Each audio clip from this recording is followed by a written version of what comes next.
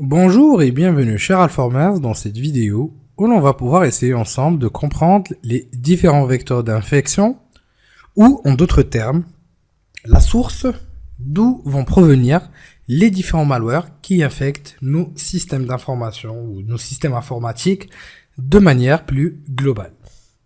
Donc pour ce, nous allons suivre le plan suivant. Tout d'abord, nous allons discuter des vecteurs d'attaque distants, des vecteurs d'attaque locaux, et enfin des vecteurs d'attaque humains, et notamment, cela représente le vecteur d'attaque le plus vulnérable en entreprise. Mais tout d'abord, discutons de quelques exemples de vecteurs d'attaque ou de vecteurs d'infection distants. Donc juste entre parenthèses, bien sûr, tout ce qu'on va voir ne représente pas la liste exhaustive des différents vecteurs d'attaque ou d'infection. Comme premier exemple, on peut discuter du drive-by download, qui tout simplement est très utilisé pour infecter un large groupe d'utilisateurs et qui est déclenché donc dans le navigateur de l'utilisateur. Lorsque donc tout simplement vous êtes en train de naviguer sur une page et à ce moment-là, vous voyez donc tout simplement un téléchargement qui a été exécuté automatiquement avec un petit message au niveau de la page pour vous dire qu'il vous faut un antivirus ou une mise à jour ou autre. Donc là en fait on est devant donc du drive by download. Cela peut aussi représenter donc tout simplement le cas lorsque l'utilisateur est en train de naviguer sur les différents sites web, plateformes et compagnie, et à un moment on vous demande une mise à jour ActiveX, Flash ou autre. Donc à ce moment-là, lorsque l'utilisateur est amené à télécharger ou à installer une application ou un plugin, on peut aussi dire qu'on est devant un cas de drive by download. Toujours dans un contexte de vecteur d'attaque distant, on peut donc retrouver les éléments suivants. Le clickjacking, qui représente tout simplement le détournement de fonctions légitimes d'un clic à des fins malveillantes. À ce moment-là, l'utilisateur croira qu'il est en train de cliquer sur un lien légitime, mais en fait, il est en train d'effectuer une toute autre manipulation. Ça peut être aussi une pièce jointe piégée ou encore un URL ou une URL qui va être envoyée via un mail. On peut aussi tomber dans des cas d'exploitation de logiciels ou de composants système vulnérables, comme on a pu le voir avec WannaCry et la vulnérabilité Eternal Blue. Concernant les vecteurs d'attaque locaux, cela représente aussi un des vecteurs d'attaque les plus importants et malheureusement des plus sous-estimés. Dans ce cas, on peut parler notamment du cas physique ou de l'accès physique où l'on n'a aucune vérification de l'accès physique ni de mesures de sécurité adéquates. Donc généralement, un employé mal intentionné est plus dangereux qu'un hacker pour une entreprise. Et ici, on ne parle pas que des employés IT, mais même parfois une femme de ménage, un homme de ménage, une personne qui fait la maintenance ou n'importe qui peut avoir accès à l'entreprise, infecter ses postes ou à une salle machine non sécurisée.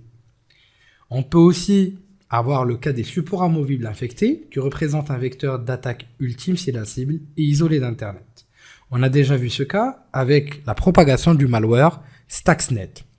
Donc tout simplement, des clés USB ont été jetées dans le parking de l'usine nucléaire ou de plusieurs usines nucléaires, ou centrales nucléaires, iraniennes. Les utilisateurs curieux de nature vont prendre cette clé. Ils sont rentrés au niveau de l'interface machine, ils l'ont branchée pour voir ce qu'il y a dedans. Et bien en fait, tout simplement, ici, on est devant un magnifique cas d'exploitation de la vulnérabilité humaine avec des supports amovibles infectés. On peut aussi avoir d'autres cas comme la distribution gratuite de clés USB lors d'un événement ou des clés USB tout simplement qui seront envoyées via la poste par exemple.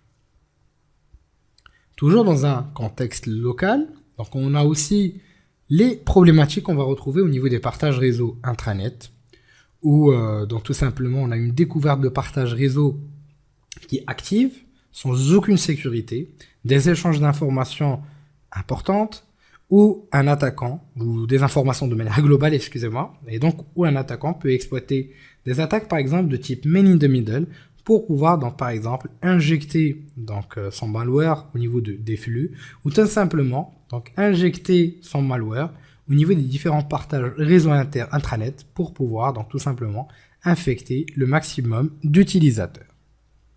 Et enfin, nous retrouvons le vecteur d'attaque le plus critique qui soit, qui est le vecteur d'attaque humain, ou ce qui représente le vecteur d'attaque le plus facile, le plus vulnérable, et en même temps donc le plus facile pour accéder à un organisme. Ici, donc, principalement, on retrouve des attaques de type phishing, donc de l'hameçonnage.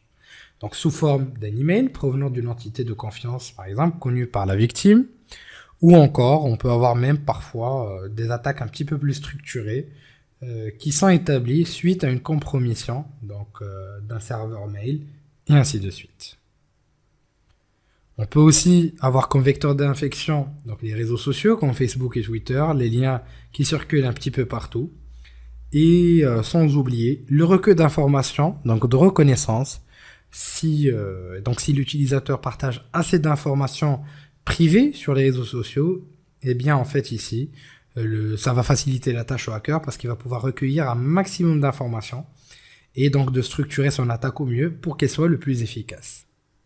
Et donc, en quelque sorte, c'est une étude psychologique du comportement des travailleurs de l'entité ciblée qui va être effectuée donc, suite à une analyse de ces réseaux sociaux, sachant que bien sûr, ces mêmes réseaux sociaux peuvent être aussi utilisés comme on a spécifié, comme vecteur d'attaque en soi.